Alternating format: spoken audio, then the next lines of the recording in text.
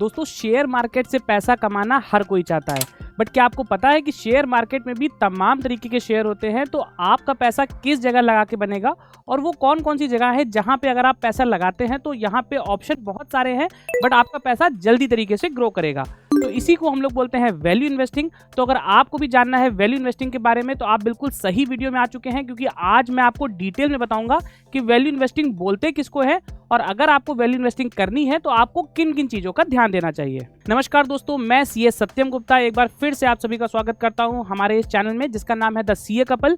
यहां पे मैं आपके लिए लाता रहता हूं तमाम ऐसा इंटरेस्टिंग कंटेंट फाइनेंस, टैक्सेशन और जनरल फाइनेंशियल अवेयरनेस से रिलेटेड। तो अगर आपको भी हमारे वीडियो पसंद आ रहे हो तो हमारे चैनल को जरूर सब्सक्राइब करिएगा, प्लस इस वीडियो को भी लाइक करिएगा, क्योंकि इससे मिलता है हमको मोटिवेशन ऐसा इंटरेस्टिंग कंटेंट बनाने के लिए। तो चलिए स्टार्ट करते हैं आज का हमारा टॉपिक, जो कि होने वाला है वैल्यू इन्वेस्टिंग। देखिए दोस्तों, वैल्यू इन्वेस्टिंग में मैंने यहाँ पे लिखा हुआ है discover the power of patience, invest in value growth with time. मैं आपको बताऊं कि अगर आपको लगता है कि आप सिर्फ शेयर मार्केट में पैसा लगाएंगे और पैसा अपने आप ग्रो होगा, तो ऐसा बिल्कुल नहीं है। क्योंकि अगर आपने किसी के कहे सुने पे पैसा लगा दिया तो हो सकता है पैसा आपका बढ़े, बट यहाँ पे रिस्क बहुत ज़्यादा होता है, क्योंकि बढ़ने के साथ साथ पैसा आपका माइनस में भी हो सकता है। ये बात आपको समझनी है कि एफडी में तो पैसा बढ़ता है, कम रेट से बढ़ता है, मगर गारंटीड बढ़ता है। तो इसी तरीके से मार्केट में पैसा बढ़ता तो है, बट बढ़ने के साथ साथ कम भी होता है। तो आज हम लोग इसी बारे में बात करेंगे कि कैसे हम उन पर्टिकुलर शेयर्स को सेलेक्ट करें जहाँ पे हमारा पैसा बढ़े और प्लस उस स्पीड से बढ़े कि जहाँ पे हमको अपनी ग्रोथ दिख पाए। तो चलिए सबसे पहले हम लोग बात करेंगे व्हाट इज वैल्यू इन्वेस्टिंग। तो अगर आप सभी को भी पता है कि वैल्यू इन्वेस्टिंग बोलते किसको हैं, तो उसमें देखिए सबसे पहले बात आती है हमारी कि हमको ऐसे पर्टिकुलर शेयर्स को चुनना है मार्केट में जहां पे जो उनकी वैल्यू होती है वो कि उनकी इंट्रिंसिक वैल्यू से कम आ रही हो। चलिए आपको एक एग्जाम्पल के थ्रू समझाते हैं। सपोज अगर आप रिलायंस का शेयर भी ट्रेड कर रहा है 1600 के या 1300 के आसपास, एग्जाम्पल के थ्रू समझिएगा, तो हो सकता है कि जो उसकी इंट्रिंसिक वैल्यू निकल के आ रही हो वो 1200 या 1000 रुपए की आ रही हो।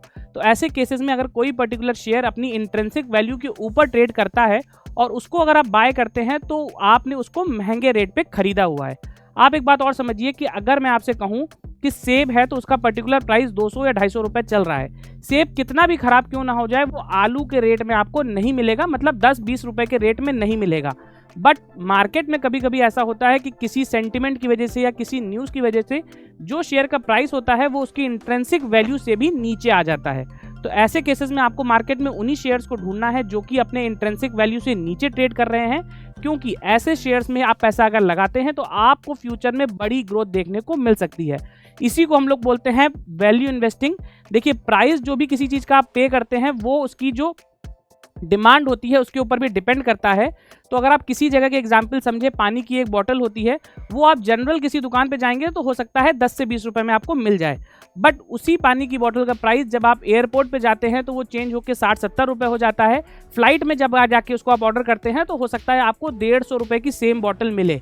तो यहाँ पे चेंज क्या हुआ, चेंज जो हुआ है वो उसकी यूटिलिटी का हुआ है, ना कि उसके प्राइस का। तो प्राइस इज व्हाट यू पे and value is what you get. तो जब भी आपको किसी चीज़ की वैल्यू ज़्यादा मिलती है तो ऐसे केसेस में आप उसके लिए ज़्यादा पैसा देने के लिए भी तैयार हो जाते हैं। तो हमेशा ध्यान रखिए कि वैल्यू इन्वेस्टिंग का फर्स्ट प्रिंसिपल है कि आपको ऐसे ही शेयर में इन्वेस्ट करना है जो अपनी इंट्रिंसिक वैल्यू से नीचे ट्रेड कर रहे हो। चलिए आगे बढ़ते हैं, हम लोग बात करेंगे कुछ ऐसे इंपॉर्टेंट प्रिंसिपल्स की जो कि वैल्यू इन्वेस्टिंग में आपको बहुत ध्यान रखने चाहिए। उसमें सबसे पहले होता है हमारा अंडरस्टैंड इंट्रिंसिक वैल्यू।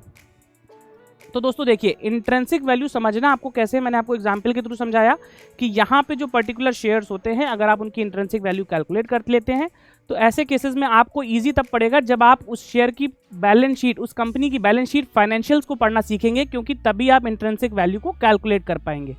तो पहले तो अगर आप वैल्यू इन्वेस्टिंग करना चाहते हैं तो इंट्रिंसिक वैल्यू को समझना सीखें।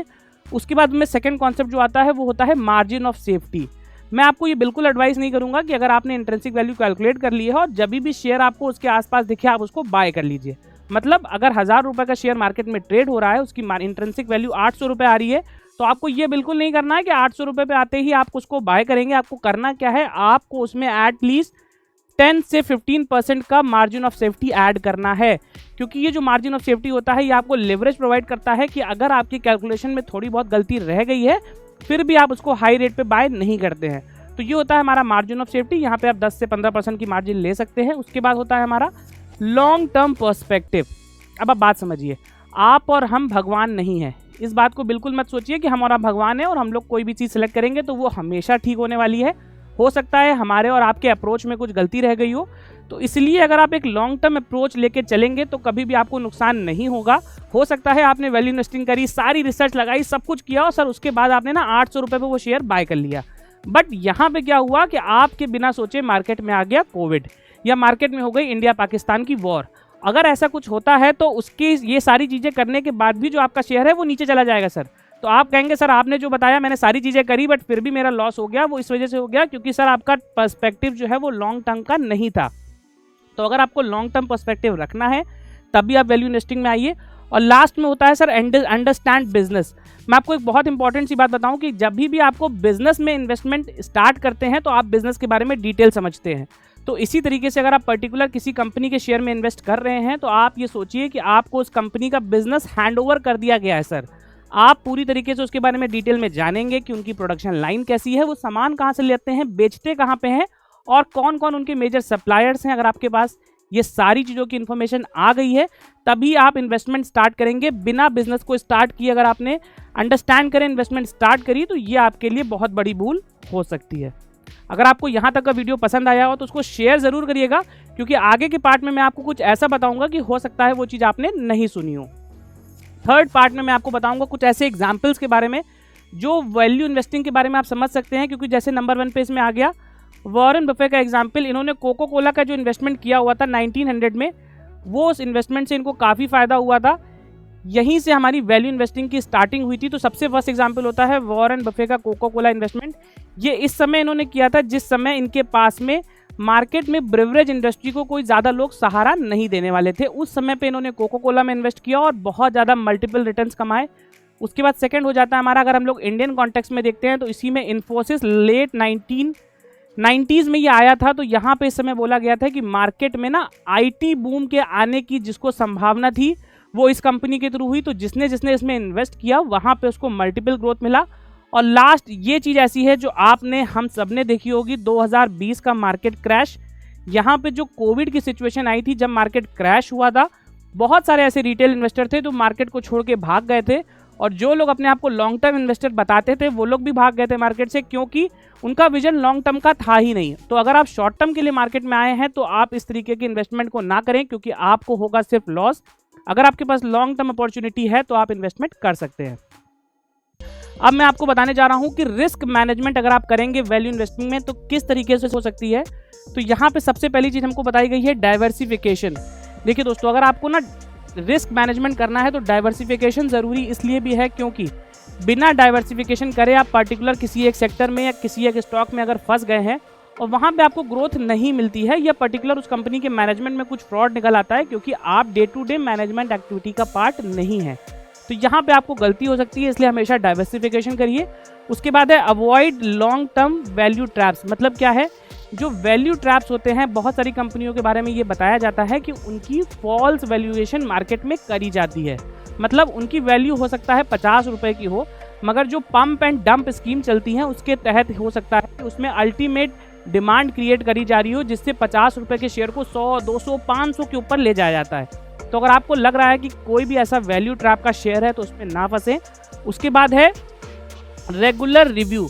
मतलब आपको करना क्या है कि आपको रिव्यू ज़रूर करना है, क्योंकि बिना रिव्यू के आप कुछ भी हासिल नहीं कर पाएंगे, क्योंकि हो सकता है हमारी और आपकी कैलकुलेशन डिसीजन गलत हो। तो अगर आप साल भर में रिव्यू करेंगे तो इसको आप सही कर सकते हैं। अब कुछ ऐसे इंपॉर्टेंट टूल्स मैं आपको बताने जा रहा हूँ जो आपको ज़रूरी हैं अगर आप वैल्यू इन्वेस्टिंग करते हैं। सबसे पहला जो टूल उसमें हमारा आता है वो होगा हमारा PE/PB रेशियो। देखिए PE/PB रेशियो जो बोला गया है वो क्या होता है, price to earning ratio and price to book value ratio. उसके बाद हो गया हमारा EV/EBITDA, जो एंटरप्राइज वैल्यू होती है उसको हम लोग कैलकुलेट करते हैं। फिर नेक्स्ट आ गया हमारा ROCE/ROE। ये कैलकुलेशन भी आप जान सकते हैं। अगर आपको इन सब के बारे में डिटेल में जानना है तो आप मुझसे नीचे कमेंट कर सकते हैं, मैं आपको एक कंप्लीट वीडियो बना दूंगा, क्योंकि नहीं तो ये वीडियो बहुत लंबा हो जाएगा। उसके बाद फ्री कैश फ्लो एक यील्ड का होता है और एक डेब्ट टू इक्विटी रेशियो। ये कुछ ऐसे रेशियोज हैं जिन पे आप मुझसे डिटेल में बात कर सकते हैं बाद में, बट आप ध्यान रखिएगा कि ये इंपॉर्टेंट टूल्स हैं अगर आप वैल्यू इन्वेस्टिंग की तरफ जाते हैं। अब वीडियो को खत्म करने से पहले मैं आपको 3 ऐसी इंपॉर्टेंट स्ट्रैटेजीज बता के जा रहा हूं। अगर आप वैल्यू इन्वेस्टिंग करते हैं और इस स्ट्रैटेजी को अपनाएंगे तो आपका लॉस कभी नहीं होगा। पहला होता है business first, people second and price third. मतलब अगर आपको इन्वेस्टमेंट करना है तो सबसे पहले आपको बिजनेस को समझना है, सेकंड नंबर पे उसके मैनेजमेंट को समझना है और थर्ड नंबर पे आपको प्राइस के ऊपर जाना है।